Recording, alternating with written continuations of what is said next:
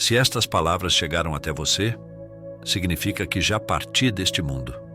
Assim iniciava o manuscrito encontrado em um baú oculto no subsolo de uma residência em Haia, durante o rigoroso inverno de 1677.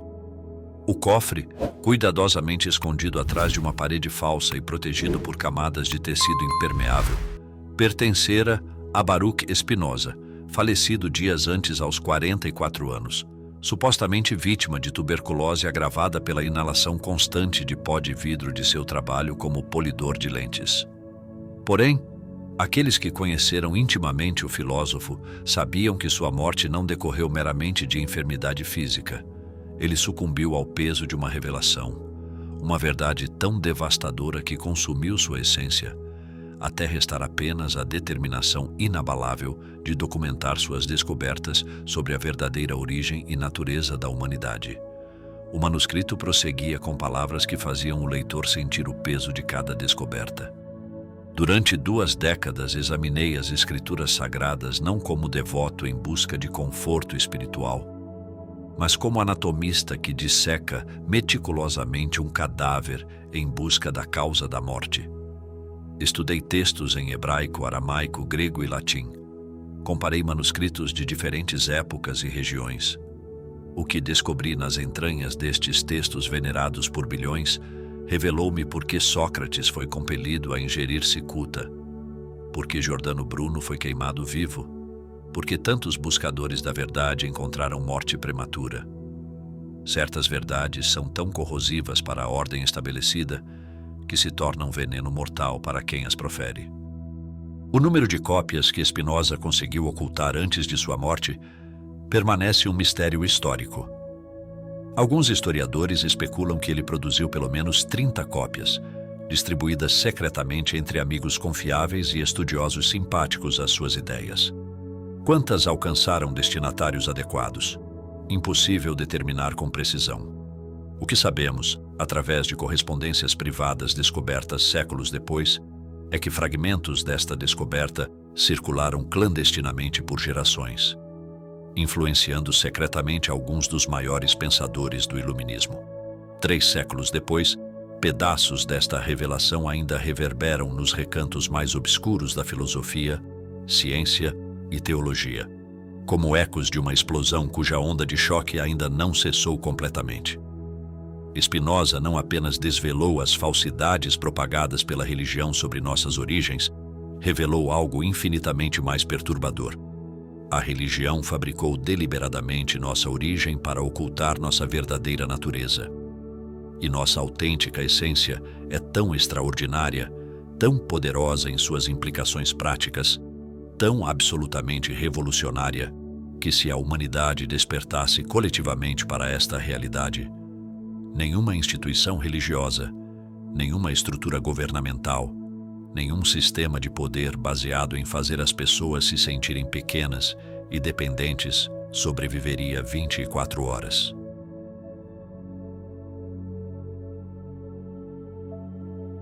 O documento de Spinoza não continha abstrações filosóficas vazias ou especulações metafísicas sem fundamento, mas instruções práticas e precisas, um roteiro detalhado, permitindo a qualquer pessoa, independentemente de educação formal ou background religioso, redescobrir sua natureza autêntica através de observação direta e raciocínio lógico.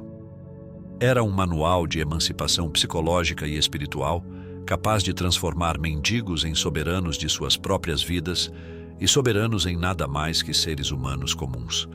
Por isso o manuscrito desapareceu tão rapidamente da circulação pública. Por isso seus livros foram incinerados em praças públicas enquanto multidões assistiam, advertidas sobre o perigo de suas ideias. Por isso mesmo hoje, 350 anos depois, poucos conhecem integralmente suas descobertas, apesar de viverem numa era de informação supostamente livre. A carta começava com uma revelação que atacava diretamente o coração da mitologia judaico-cristã. A primeira falsidade não foi proferida pela serpente no jardim do Éden. A primeira mentira foi a própria narrativa do jardim paradisíaco. Durante meses intermináveis, trabalhando à luz de velas até altas horas da madrugada, Spinoza havia dissecado meticulosamente os textos originais do Gênesis. Não as traduções corrompidas por séculos de interpretação tendenciosa e agendas políticas, mas os manuscritos mais antigos acessíveis, alguns dos quais ele obteve através de conexões perigosas com estudiosos considerados heréticos. Sua descoberta inicial provocou insônia por semanas, não por medo das implicações pessoais, mas pelo peso da responsabilidade de revelar tal verdade. O texto primordial, escrevia o filósofo com precisão cirúrgica, quando lido sem o filtro da reverência religiosa, não descreve uma divindade criando humanos, mas humanos criando o conceito de divindade para justificar estruturas de poder emergentes. Para compreender isto plenamente, Spinoza empreendeu algo inédito entre estudiosos religiosos de sua época. Analisou o Gênesis como documento histórico e político, não como texto sagrado, como relato de eventos reais registrados por pessoas reais, com motivações humanas concretas e interesses específicos a defender. Quando removemos o véu da fé e examinamos apenas o conteúdo literal, quando aplicamos a mesma análise crítica que aplicaríamos a qualquer outro documento antigo, emerge uma narrativa radicalmente diferente. O Gênesis não narra como Deus criou a humanidade, mas como a humanidade, em um momento específico de sua evolução social e psicológica, inventou Deus para preencher um vazio existencial e justificar hierarquias sociais emergentes. Observem com atenção, destacava Spinoza, como o texto descreve o momento da criação. Façamos o homem à nossa imagem. Façamos, plural, não singular. Não é uma divindade única falando em majestade real, mas múltiplas vozes, diversas perspectivas, diferentes interesses convergindo. É o som de uma assembleia política, um conselho de anciãos, um grupo de líderes deliberando sobre qual versão da história perpetuar para manter o controle sobre populações crescentemente complexas. Spinoza havia identificado o Gênesis como documento político sofisticado, um manifesto de poder disfarçado, uma ferramenta de dominação social camuflada como revelação divina. A genialidade desta estratégia era evidente. Ao atribuir a narrativa a uma fonte divina incontestável, os autores tornavam impossível questionar não apenas a história em si, mas todas as estruturas de poder que dela derivavam. Reflitamos profundamente sobre esta questão. Qual seria o instrumento mais eficaz para controlar populações inteiras ao longo de gerações? Força militar requer recursos constantes e gera ressentimento. Riqueza pode ser perdida ou redistribuída. Propaganda precisa ser constantemente renovada para manter eficácia. Não, o mecanismo mais eficiente seria convencer as pessoas, no nível mais profundo de sua psique, de que nasceram fundamentalmente corrompidas, intrinsecamente defeituosas, necessitando desesperadamente de salvação externa para tornarem-se completas ou aceitáveis. A narrativa de Adão e Eva, continuava Spinoza com crescente intensidade, representa a primeira e mais bem-sucedida campanha publicitária da história humana. Seu produto, dependência psicológica permanente. Sua promessa, redenção futura sempre adiada.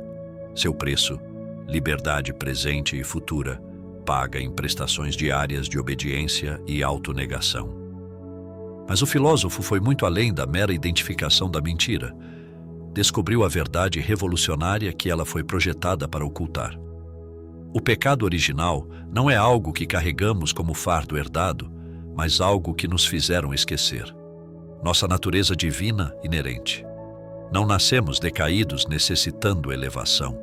Nascemos completos e fomos convencidos de que estamos quebrados. Não necessitamos salvação externa. Precisamos apenas recordação de quem sempre fomos. A revelação subsequente transformou não apenas minha compreensão intelectual, mas minha experiência visceral da realidade. O que denominamos Deus não paira acima em algum reino celestial, observando e julgando nossas ações. O que chamamos Deus é nossa própria natureza essencial, deliberadamente fragmentada e esquecida, projetada nos céus para que jamais a reconheçamos em nós mesmos. É como se pegássemos nosso poder inato e o colocássemos numa caixa, trancássemos a caixa, jogássemos a chave fora e então passássemos a vida implorando para a caixa nos devolver nosso próprio poder.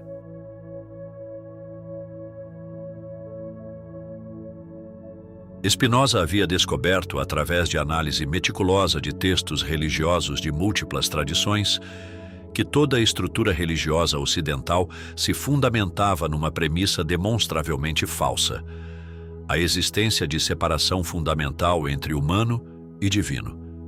Esta ilusão de separação, argumentava ele com lógica impecável, é a fonte primária de todo o sofrimento psicológico, toda a culpa paralisante, toda a necessidade de autoridade externa. Mas e se não existisse separação alguma? E se o que denominamos Deus fosse simplesmente nossa essência quando não fingimos, por medo ou condicionamento, ser menos do que somos?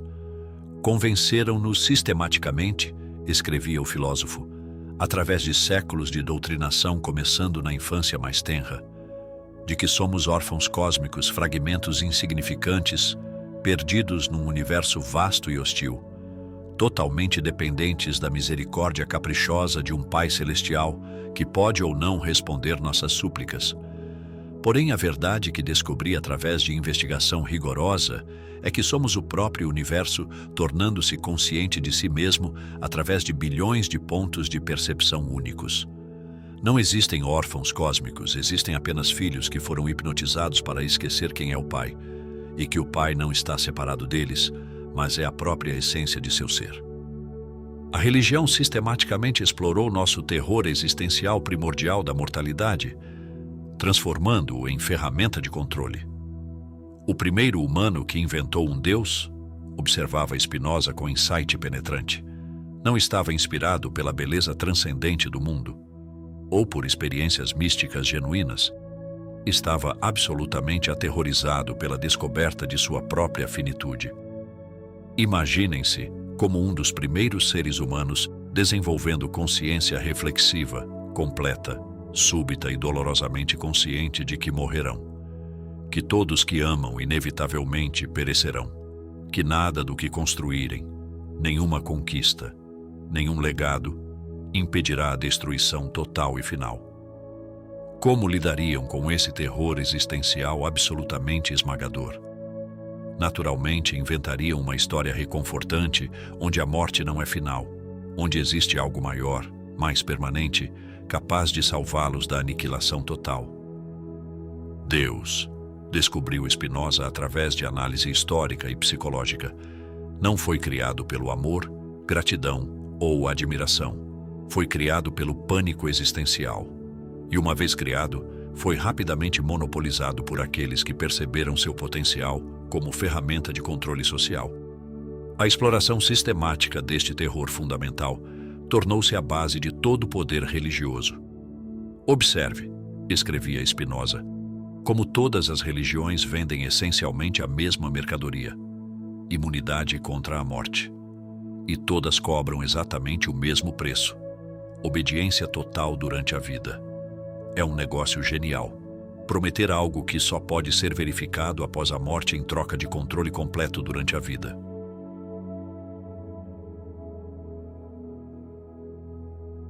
A descoberta mais diabólica e sofisticada não foi como criar deuses convincentes, mas como fabricar pecadores que acreditam merecer punição.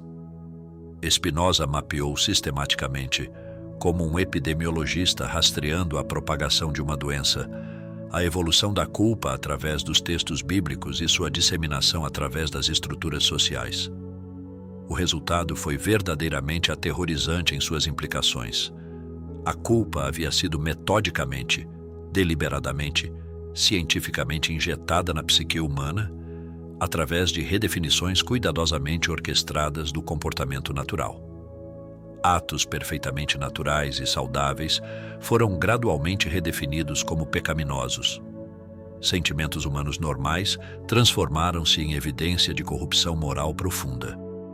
Impulsos evolutivos que garantiram nossa sobrevivência como espécie foram convertidos em motivos de vergonha paralisante.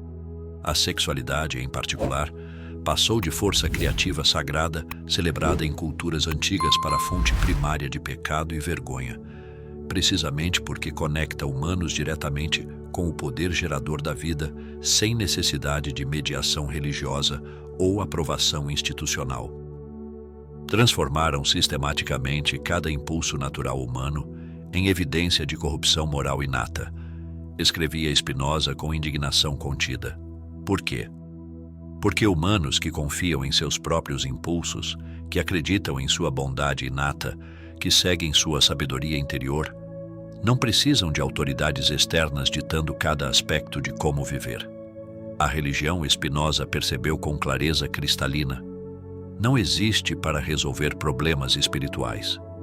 Existe para criar problemas espirituais artificiais que só ela afirma poder resolver.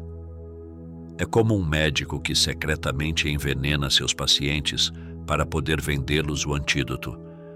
Primeiro, convencem-nos de que somos fundamentalmente corrompidos desde o nascimento.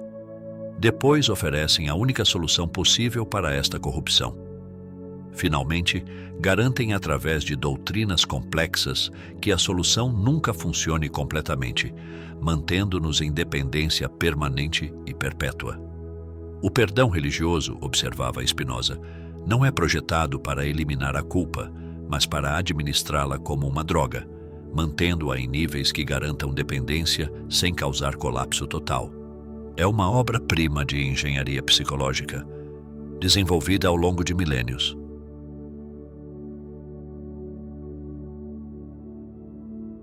O maior crime perpetrado pela religião, escrevia Spinoza com convicção inabalável, não foi matar incontáveis pessoas em nome de Deus, foi matar a verdadeira experiência de Deus em nome da religião.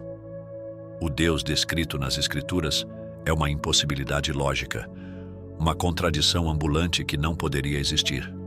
Descrito simultaneamente como infinito, mas com emoções humanas mesquinhas, eterno, mas mudando constantemente de opinião, todo amoroso, mas condenando a maioria de suas criaturas ao sofrimento eterno, onisciente, mas surpreendido e desapontado pelas ações humanas.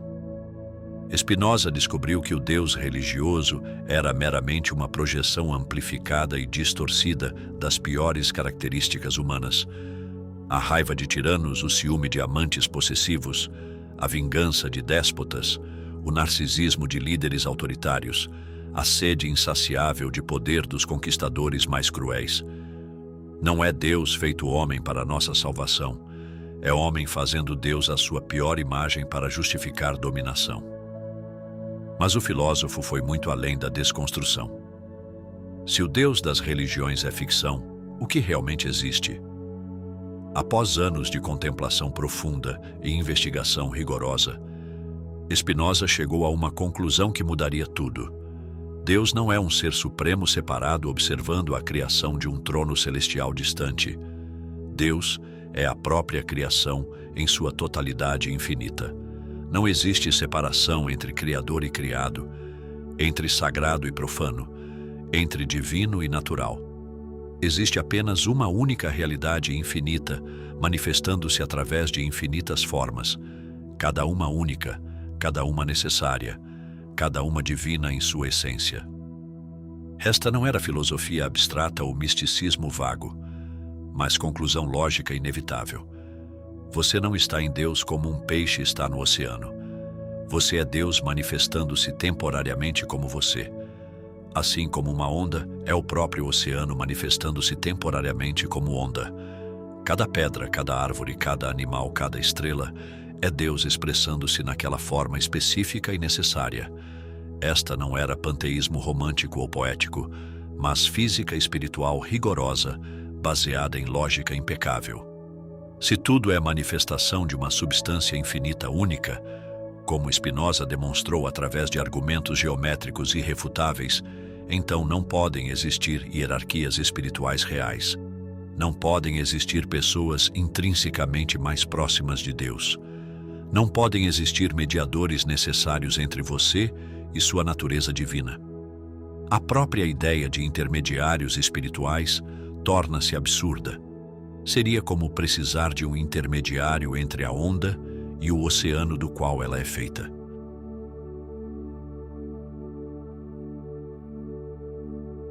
A maior mentira vendida pela religião através dos séculos, continuava Spinoza em sua análise devastadora, não foi sobre vida após a morte, foi sobre a própria natureza da morte.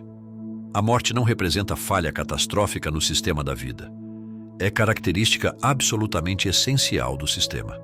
Sem morte não haveria vida, apenas existência estática sem mudança, crescimento ou evolução. São duas faces da mesma moeda, aspectos complementares do mesmo processo infinito de transformação. O que denominamos morte é simplesmente consciência, dissociando-se de uma forma específica e temporária, preparando-se para novas associações e expressões. Nada é verdadeiramente criado do nada, nada é verdadeiramente destruído no nada. Tudo é eternamente transformado.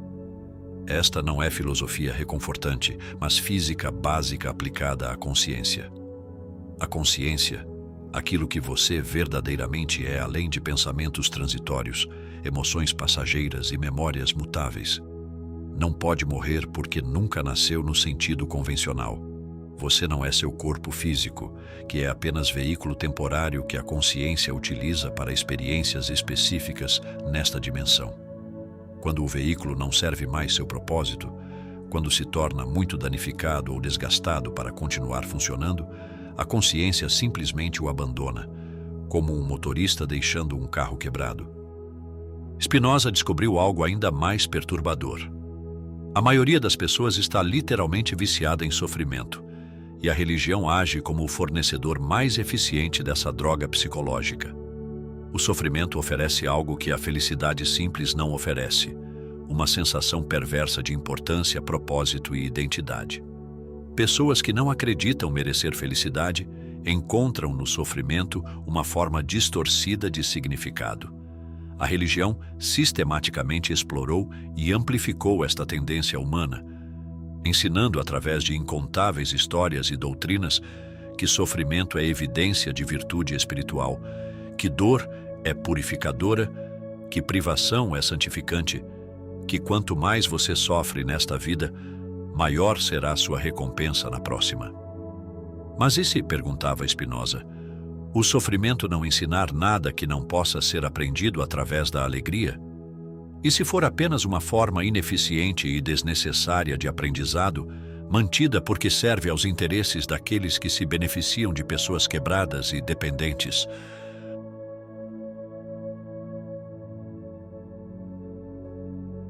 A pergunta que mais atormenta a alma humana, escrevia Spinoza aproximando-se de sua conclusão monumental, não é se Deus existe, mas se a vida tem propósito inerente. E aqui ele fez uma observação que me deixou sem fôlego. O universo gastou 13,8 bilhões de anos criando as condições exatas e específicas necessárias para a sua existência individual. Cada átomo em seu corpo foi forjado no coração de estrelas que explodiram bilhões de anos atrás. A probabilidade matemática de você existir exatamente como é neste momento exato é tão infinitesimalmente pequena que é efetivamente zero. E ainda assim, aqui está você. Você não é acidente cósmico que precisa justificar sua existência.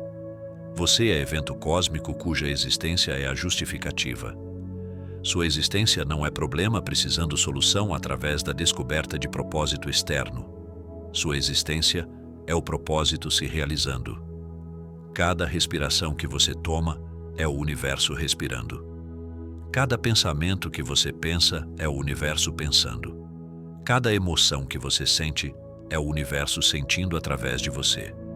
Apesar de toda a resistência institucional, apesar de séculos de supressão sistemática, o despertar está acontecendo e acelerando exponencialmente. A consciência, como a vida, tem tendência irresistível e inexorável a expandir-se, complexificar-se, tornar-se mais consciente de si mesma. Como a água sempre encontra seu caminho para o mar, consciência sempre encontra seu caminho para a verdade.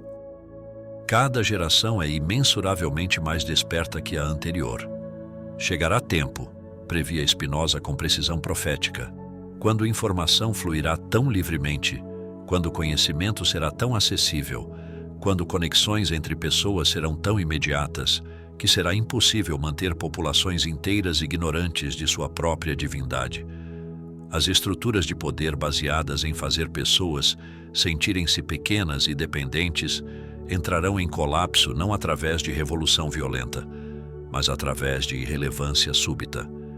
Estamos vivendo precisamente nessa era.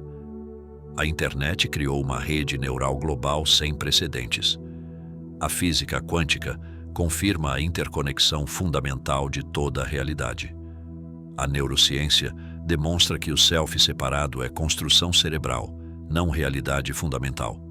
A crise ecológica força o reconhecimento de nossa interdependência absoluta.